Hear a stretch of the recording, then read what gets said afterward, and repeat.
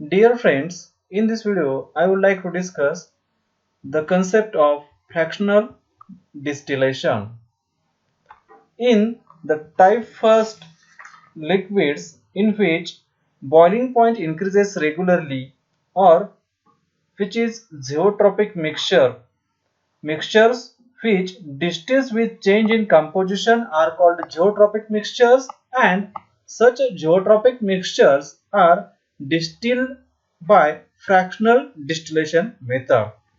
Fractional distillation means the process of successive vaporization and condensation is called as fractional distillation.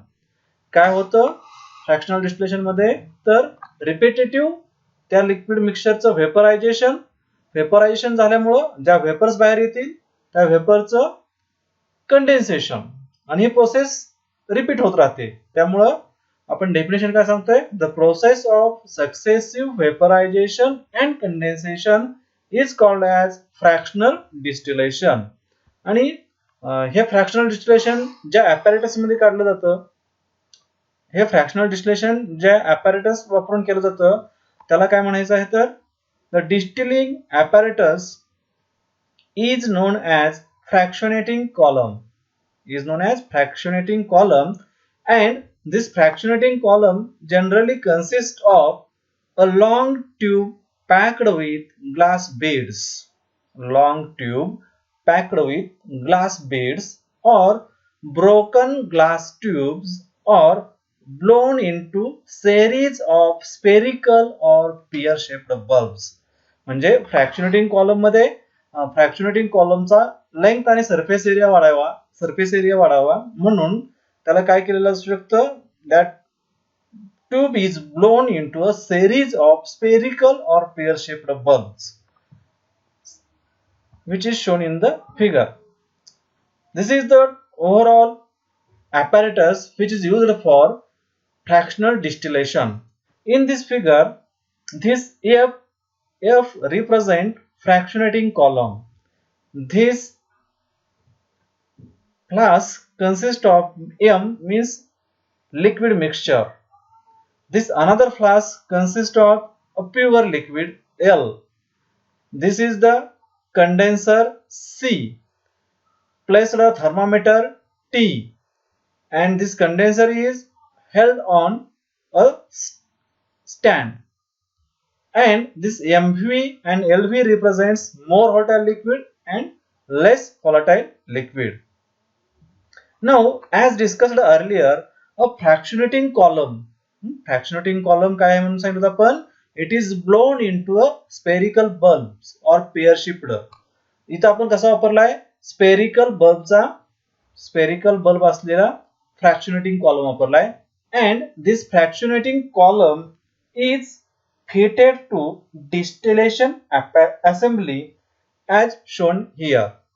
हा जो फ्रॅक्शनेटिंग column आहे तो ह्या distilling assembly जी आहे त्या असेंब्लीच्या मध्ये आपण कनेक्ट केलेला आहे.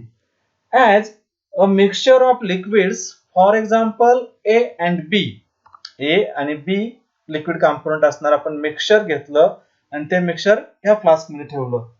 दिस mixture is heated in the distillation flask. या डिस्टिलेशन फ्लास्क मध्ये ठेवून कंपोनेंट A आणि कंपोनेंट B या लिक्विड्सचं मिक्सचर आपण या डिस्टिलेशन फ्लास्क मध्ये ठेवून काय केलं, हीट केलं. The vapours consisting of more volatile component A आणि B हे जे दोन लिक्विड आहेत त्यापैकी A लिक्विड काय आहे, मोर व्होलाटाइल आहे. म्हणजेच ज्या वेळेस हे लिक्विड मिक्सचर हीट केलं जाईल, हीटिंग मुळे या लिक्विडचं व्हेपरायझेशन होईल आणि व्हेपर्स मध्ये पहिल्यांदा काय येईल, तर मोर व्होलाटाइल लिक्विड कंपोनेंट जो आहे त्याच्या वेपर येतील. That vapours rise up on coming into contact with large cooling surface of the fractionating column. म्हणजे या मिक्सचर मधचं बॉइलिंग झाल्यानंतर ज्या वेपर्स येणार आहेत त्या वेपर्स मध्ये त्या वेपर्सचं काय होणार आहे ते पहा.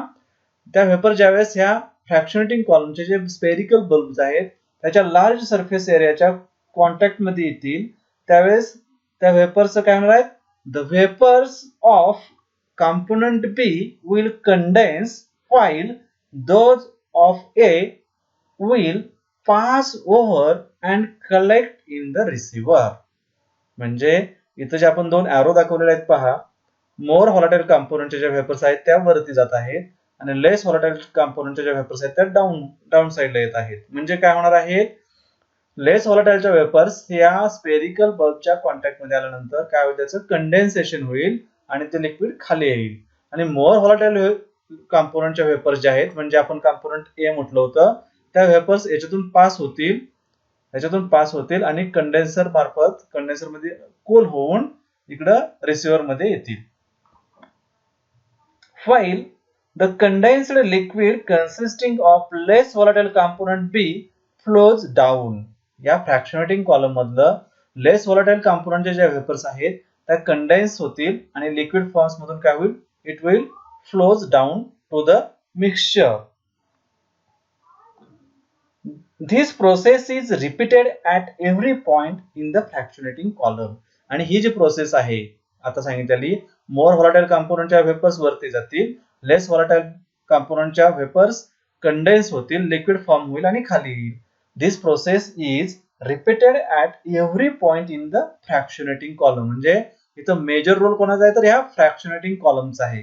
हा फ्रॅक्शनेटिंग कॉलम काय काम करतो, मोर व्होलाटाइल लिक्विडच्या वेपर्स वरती सोडतो आणि लेस व्होलाटाइल कंपोनेंटच्या ज्या वेपर्स आहेत त्या काय होतात, कंडेन्स होऊन खाली लिक्विड कडे फ्लोज डाऊन होतात.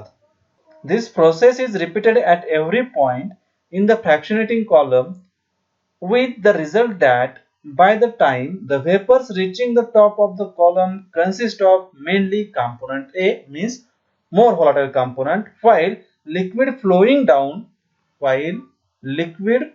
down इथून जे लिक्विड खाली येणार आहे त्याच्यात काय असणार आहे, liquid flowing down contains mainly the component B, and in this way a sort of distillation and condensation takes place in the fractionating column, which results in separating the pure components of the volatile substance in the distillate in one operation only. आणि यामुळे काय होणार आहे, मग इथं जे mixture आपण घेतलं होतं कंपोनेंट ए आणि बी चं, त्यापैकी मोर व्होलाटाइल कंपोनेंट कंडेन्सर मधून कूल होऊन इकडे रिसीव्हर मध्ये येईल लिक्विड फॉर्म मध्ये, प्युअर लिक्विड फॉर्म मध्ये, आणि लेस व्होलाटाइल कंपोनेंटचे जरी वेपर्स झाले असतील तरी त्या पुढे पास होणार नाही, त्या फ्रॅक्शनेटिंग कॉलम मध्ये कूल होतील म्हणजे कंडेन्स होतील आणि त्या लिक्विड फॉर्म मध्ये खाली बसतील. म्हणजे in this way we can separate zeotropic mixture into two pure liquid components.